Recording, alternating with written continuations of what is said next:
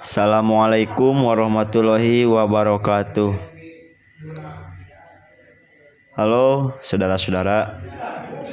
Perkenalkan, saya Mahmud Zakaria, NPM 221002055. Saya di sini akan meresum menjelaskan materi-materi yang ada dalam acara seremonial Diklat Ekonomi Islam Prodi Ekonomi Syariah Fakultas Agama Islam Universitas Siliwangi. Di sini saya akan menjelaskan dua materi ya. Yang pertama itu ada hakikat ilmu, fiqh dan hukumnya, dan yang kedua ada materi tentang syariah teknopreneur. Oke, langsung saja. Yang pertama, ke materi yang pertama itu ada hakikat ilmu, fiqh dan hukumnya.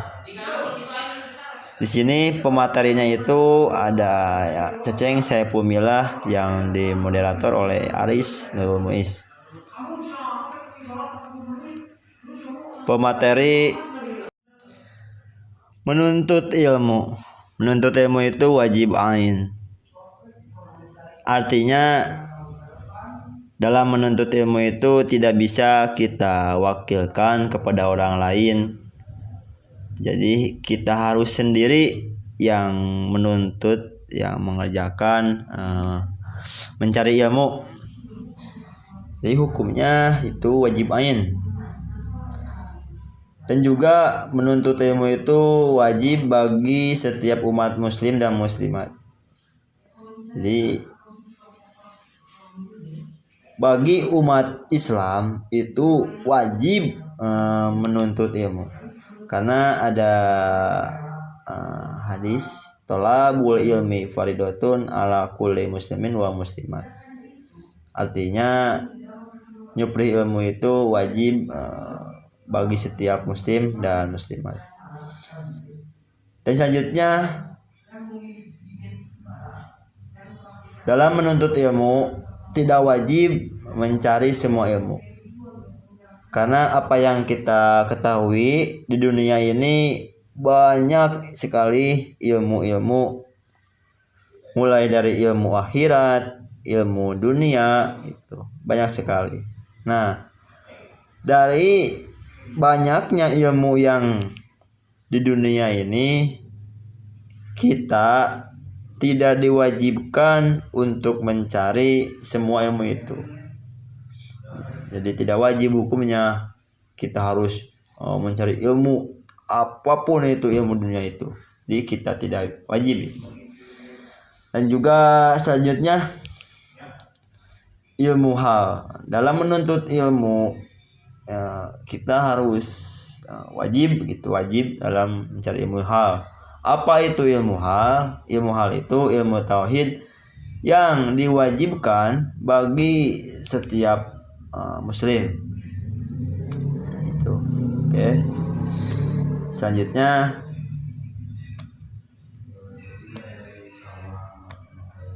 ilmu tauhid, ilmu fiqh. Apa sih ilmu tauhid itu? Ilmu tauhid itu bisa disebut juga atau disebut juga ilmu tauhid ya. Ilmu tauhid. Ilmu usuluddin, maaf, usuluddin. Jadi ilmu tauhid itu disebutnya usuluddin, ilmu usuluddin. Ilmu tauhid itu ilmu mengenal Allah. Jadi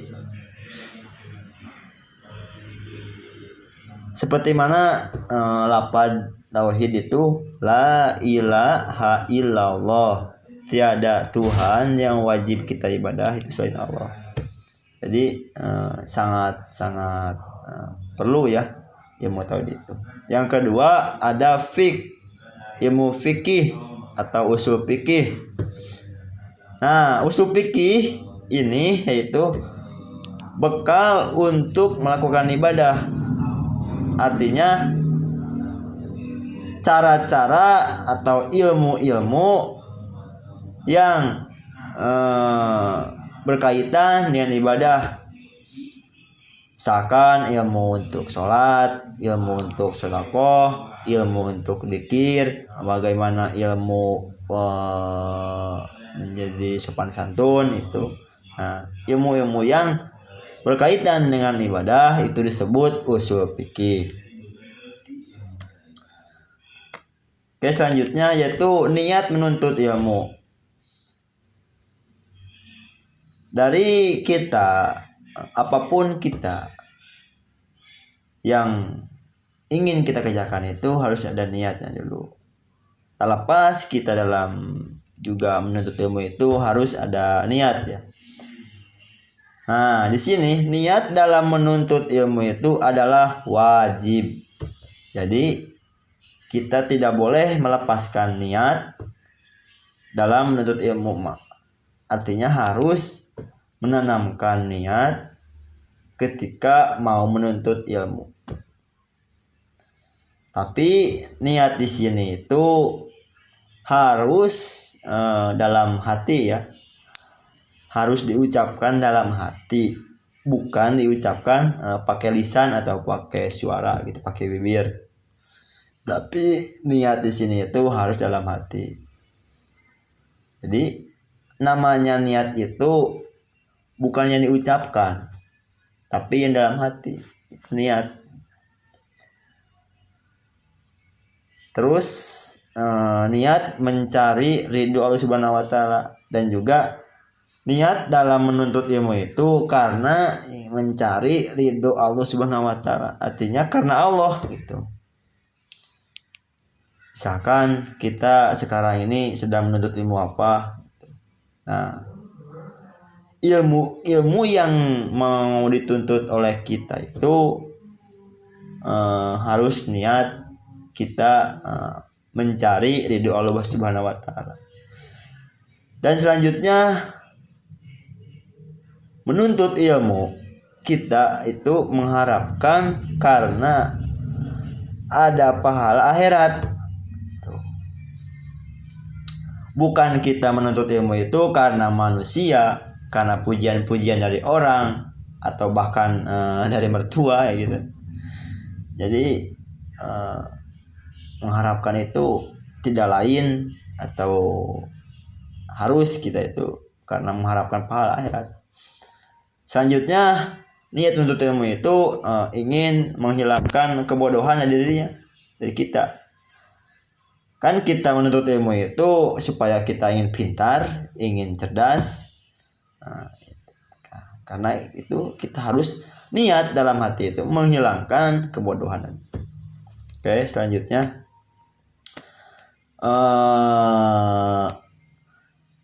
cara menuntut ilmu. Nah, di sini ada cara-cara untuk menuntut ilmu.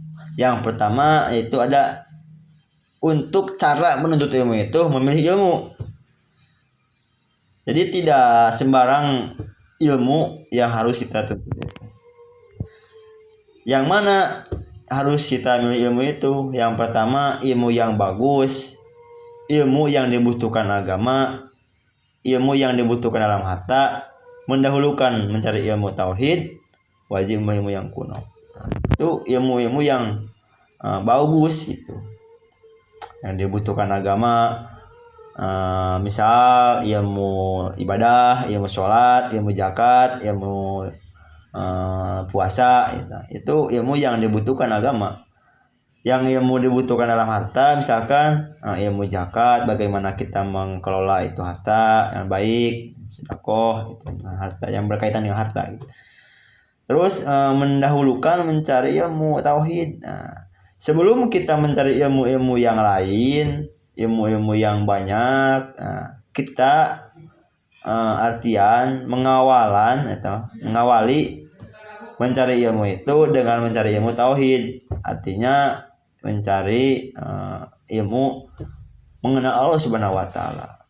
Karena kan ilmu yang banyak di sini itu adalah ilmu yang diciptakan oleh Subhanahu wa taala. Nah, di sini agar kita ringan atau mudah dalam mencari ilmu yang lain, kita harus mengenal dulu Allah Subhanahu wa taala agar Allah Subhanahu wa taala mempermudah apa yang kita mau tuntut ilmu itu. Oke, selanjutnya cara menuntut ilmu itu ada memilih guru. Nah, selain memilih ilmu, cara menuntut ilmu itu harus memilih guru. Guru apa saja sih yang harus dipilih? Nah, ini yang pertama itu kita harus memilih guru itu guru yang lebih alim, yang lebih paham ilmunya, yang banyak ilmunya gitu. Yang kedua ada guru yang lebih hati-hati, dan terus juga ada guru yang lebih tua. Yang terakhir yaitu guru yang mendahulukan ilmu tauhid. Selanjutnya cara menuntut ilmu itu ada gitu memilih teman belajar. Ini kita selain memilih ilmu, memilih guru, ada juga kita memilih teman belajar. Ini sangat penting ya. Gimana kita memilih teman, itu yang kayak gimana? Yang pertama kita memilih teman itu memilih teman yang tekun, dan artian yang selalu rajin dalam proses mencari ilmu. Dan juga teman yang berhati-hati, teman yang berhati-hati dalam artian hati-hati dalam ibadah, dalam menjaga keislaman, keimanan. Dan juga teman yang bertabiat lurus dan tanggap. Nah, di sini tanda kutip, hindarilah teman yang malas, yang penganggur, pembuang, suka membuat benar dan seperti ini. Teman-teman yang bersifat malas, pengangguran, kita harus menjauhi teman-teman. Karena apa? Karena itu kan masih dekat ya. Takutnya itu kita bisa mengikuti teman-teman yang malas.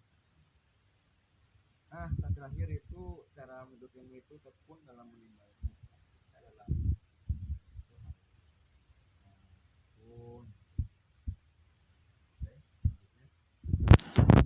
Selanjutnya menuntut ilmu kita harus mengagungkan ilmu dan guru. Kenapa? Karena seorang pelajar atau santri tidak akan memperoleh kesusahan ilmu dan tidak pula ilmunya dapat manfaat.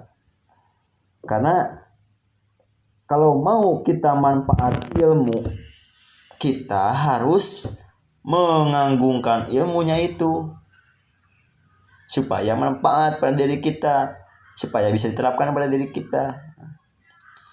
Dan juga kenapa kita harus mengagungkan guru? Nah, selain mengagungkan ilmu, kita harus mengagungkan guru gitu. Karena apa? Karena kalau mau kita ilmunya berkah pada diri kita, maka kita harus mengagungkan guru kita. Nah, yang terakhir itu syarat mendapatkan ilmu. Syarat mendapatkan itu ya ada 6. Yang pertama, syarat mendapatkan ilmu itu harus ada kemauan dan harus ada kecerdasan, sabar, biaya, bimbingan guru waktu yang lama. Nah, itulah syarat-syarat mendapatkan ilmu. Tapi kuncinya syarat mendapatkan ilmu harus bersungguh-sungguh dan istiqomah. Itulah. Yang kedua, kita akan menginjak materi yang kedua, yaitu syariah teknoforensik. Yang dimana materi ini yang disampaikan oleh Muhammad Fakih Ibrahim. Syariah, kasih tahu kan syariah. Apa itu syariah? Syariah itu hukum Islam atau fikih. Nah, jadi syariah itu hukum syariah, hukum Islam, hukum fikih. Yang dimana isi hukum itu, hukum Islam itu yang berkeadilan, ya, dan juga bermanfaat, ya, pastinya itu. Dan juga rahmatan alamin. Itu hukum syariah ya. Nah, selanjutnya itu ada tekno. Tekno itu isinya itu ada teknologi, peradaban, politik, dan juga ekonomi. Nah, terakhir itu ada entrepreneur. Apa itu entrepreneur? Entrepreneur itu komersil dan cuan. Jadi secara ringkasnya, syariah tekno entrepreneur itu menciptakan teknologi baru berwisata dengan berlandaskan keislaman. Jadi tak lepas kita hidup di zaman serba teknologi itu, tetapi kita juga harus berlandaskan keislaman, artinya tidak menghilangkan Islam, meskipun kita itu hidup pada zaman teknologi, tapi jangan pernah menghilangkan keislaman. Mungkin sekian dari saya, itulah ringkasan-ringkasan resume dari seremonial yang acara Diklat Islam. Semoga apa yang saya sampaikan itu manfaat. Mohon maaf jika ada kata-kata yang salah. Wabillahi taufiq wal hidayah. Wassalamualaikum warahmatullahi wabarakatuh.